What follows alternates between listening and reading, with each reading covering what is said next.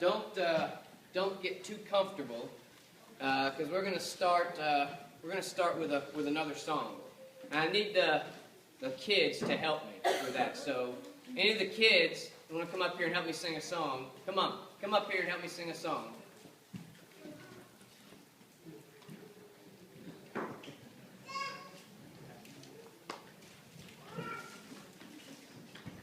There's a few. Okay. You're not going to look at me. I think you guys know this song. Okay, so I want you to look out there. And I want you guys to help them. I know everybody knows this is a song that we've sung probably from our youth.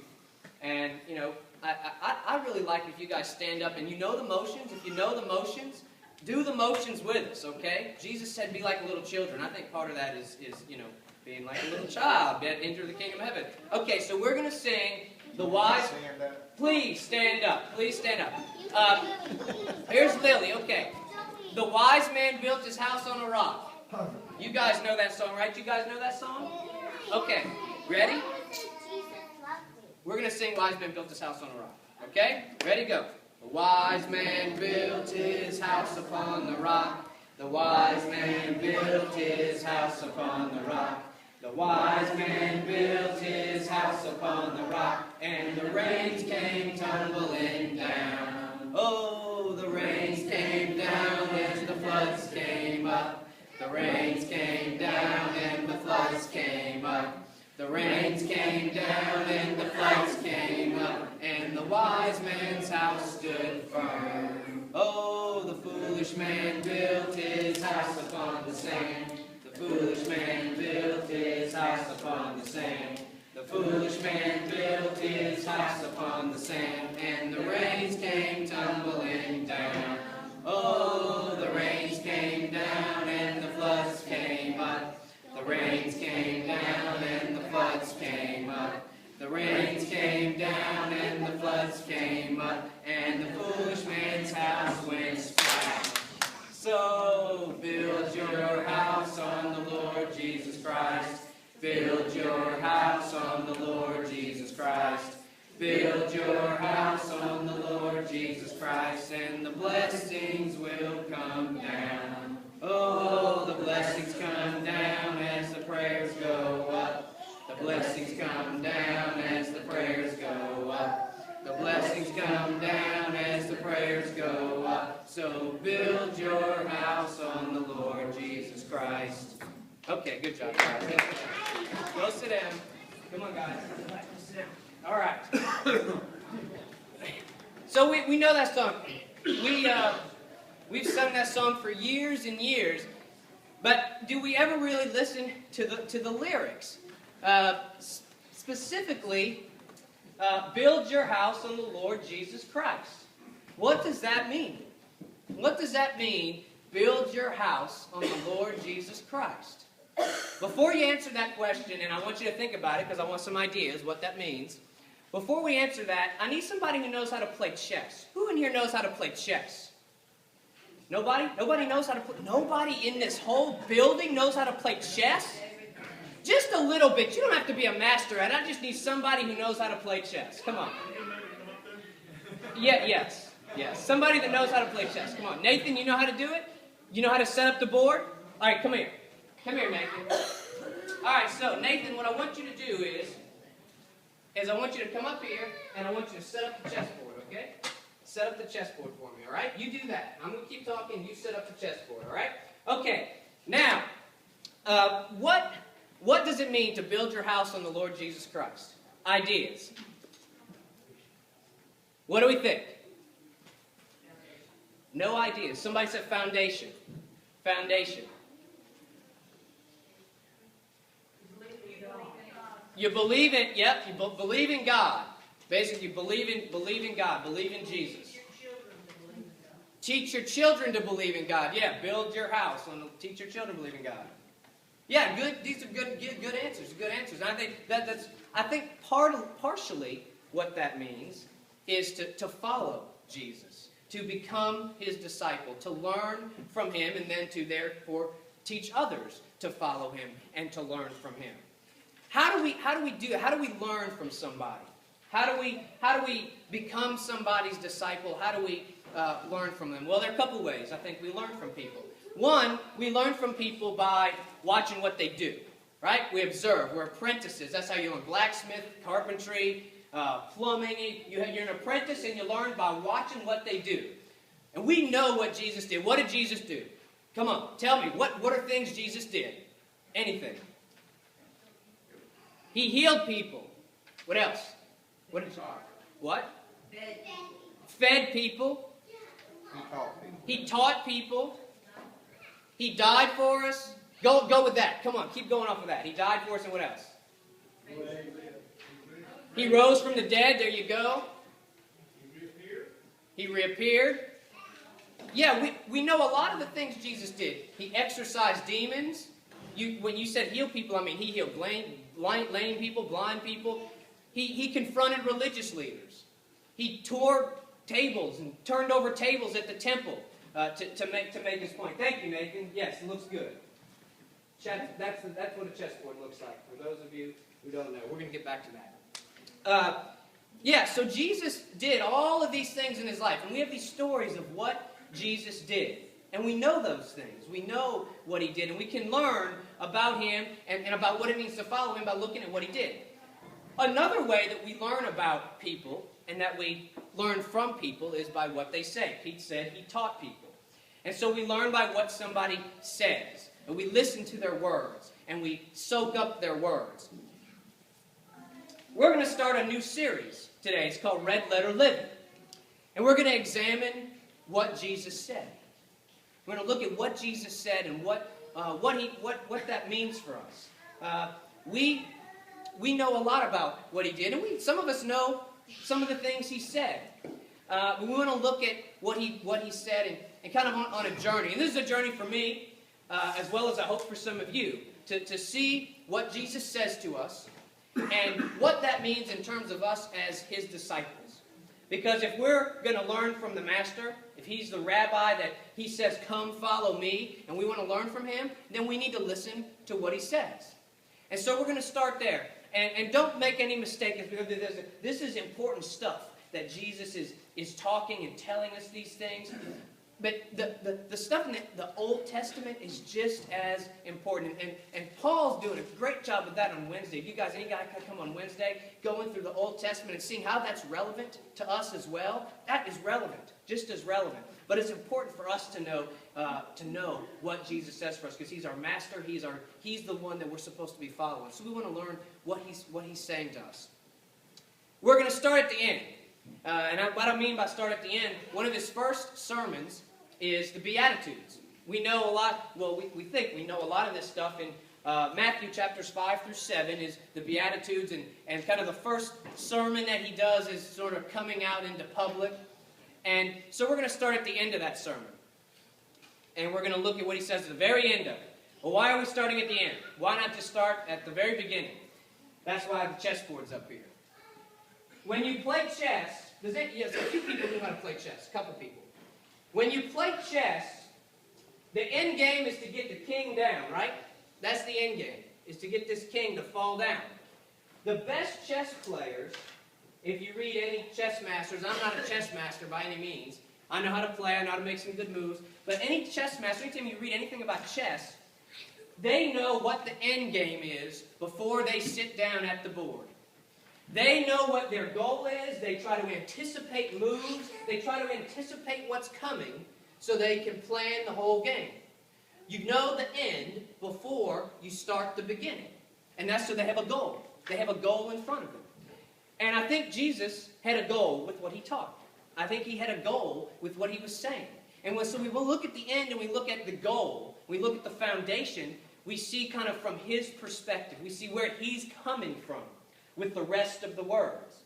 And so we're going to start at the end. And we're going to look at the end. We're going to look at Matthew 7, verses 24 through 27.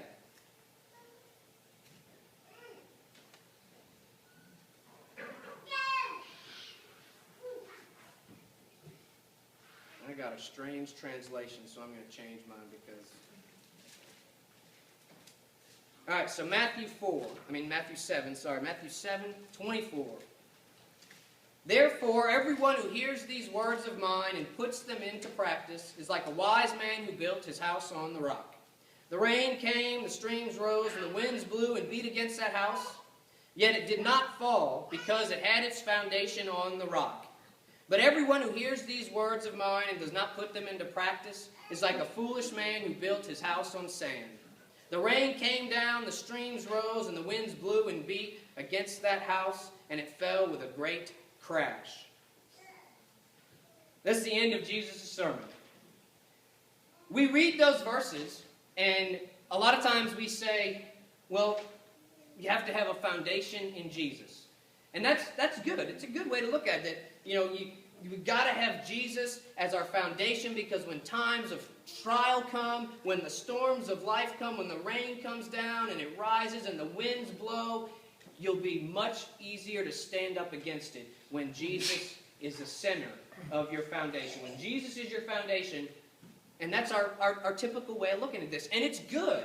I'm not saying it's not.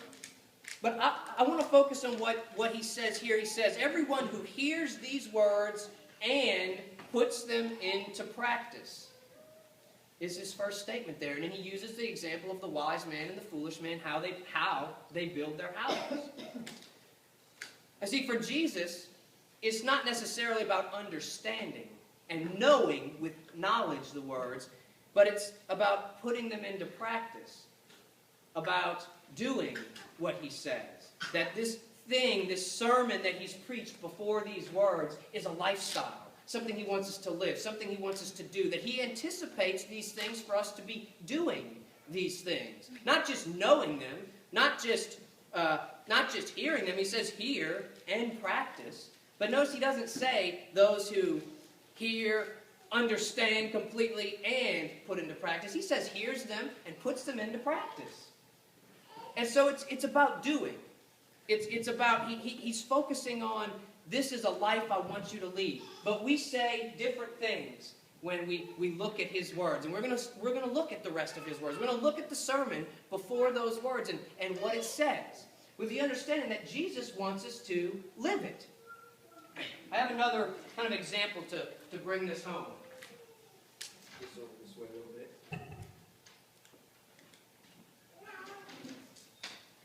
Okay. We have a house. We're talking about building a house on a foundation, building a house on sand. These little things, by the way, are part of our Discovery Toys stuff. They're part of a Marble Works thing. So we're just going to build a little house here.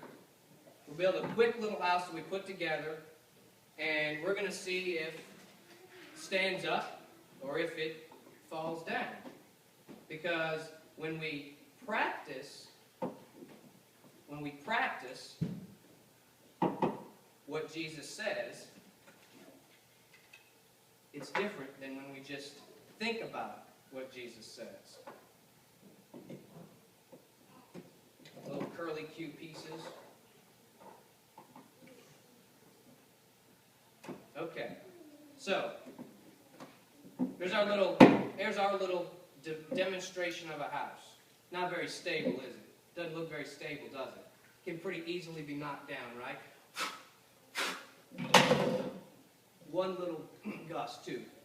A little gust of wind blew my little structure down. Pretty easily knocked down, right? What do we do to make this structure stronger? To make it so that it's not able to be knocked down? What do we have to do? Well, it needs a better foundation, right? It needs a foundation that's a little bit more secure, a little bit stronger.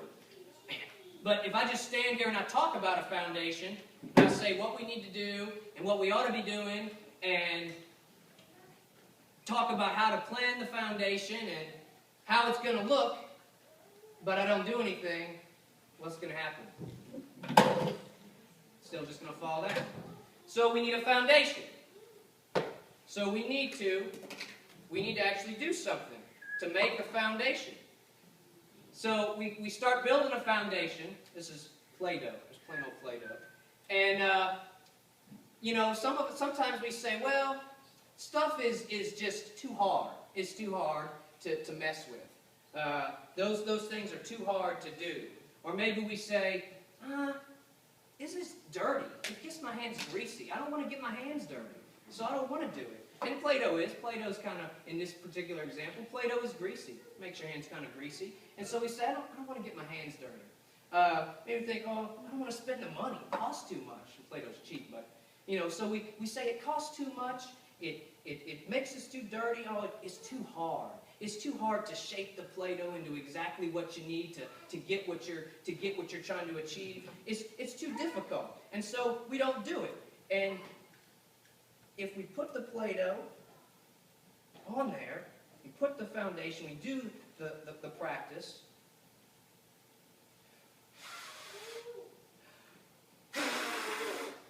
Okay, just to make sure that we got this set, somebody that's just almost as loud as I am, I need your help. Somebody that thinks that they're good, got a lot of hot air in them. Come on, I want to show that this is not just me, that I'm not doing a trick here. Come up here, Holly, come here. Come on, Holly. Come on. Somebody. Look, I can't blow this thing down. Don't be right here, I'll spit all over you. You stand right here at this point in time. I can't blow it down. I can even tap it. Okay? It's there. It's now solid. It's now secure.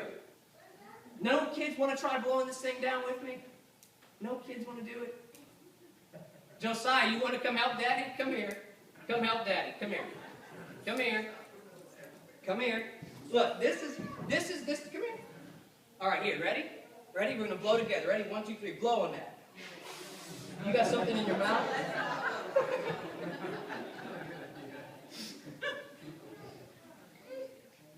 If we just stood here and talked about putting the Play-Doh on, if we just stood here and talked about all the things that the Play-Doh could do for this structure, about all the things that it needs to look like, about all the things that we don't want to do because we don't like it touching us, or we just don't think it's going to work that well. If we just stand here and do all of that, the structure isn't going to be secure. We have to do it. We have to do it. And that's kind of the point behind all of this, is Jesus wants us to do. Jesus wants us to do these things that we're going to talk about. The question that we have to ask ourselves is, are we willing to do what Jesus says? No matter what it is. Because if he is our master and we claim him to be our master, then are we willing to do what he says? Even if it may make us uncomfortable, if it's hard, if it seems like, everybody in the world is against us when we do it, are we willing to do what he says? And I'm asking I'm not just saying that for you, I'm asking it for myself as well. Are we willing to do it? I'm going to try something a little bit new with this series especially, is sort of a question-answer session at the end. And we're getting down to the end. We have just a few minutes left. But I want what's on your hearts and your minds, and what questions you have, either about what I said or whatever the Spirit happens to be leading you to ask, to begin the discussion here with each other. I know that's kind of scary. And I know that's something, it's sort of just throwing it out there now, because nobody knows that I'm going to do that. So I'm going to start it. I want to ask, what in our life, what in your life have you done something that you knew Jesus was telling you to do? That you were living something out that you knew Jesus wanted you to live out. And you did it, and you were blessed by it, or someone else was blessed by it, or somebody just was amazed by what you were doing. Or you felt like you wanted to do it, but you didn't do it. Didn't put the Play-Doh on, and then later on, you kind of went back and maybe regretted it and said, man, I should have done that. I should have done something about that. That's my question here. You can think about it. I kind of asked ahead of time Paul, because he shared a story on Wednesday for y'all that weren't here. He shared a story that I thought was great and made really helped with what I'm talking about. So I asked him to kind of just share that story again in answer to this question I'm asking y'all. And his story is one that even I think, wow, that's awesome. So this is not a competition. We're not trying to think, oh, I got to one-up each other. I got to have a better story than that. No, that's not what we're trying to do. We're just trying to share with each other, to encourage each other to live like Jesus wants us to live and to do what he's asking us to do.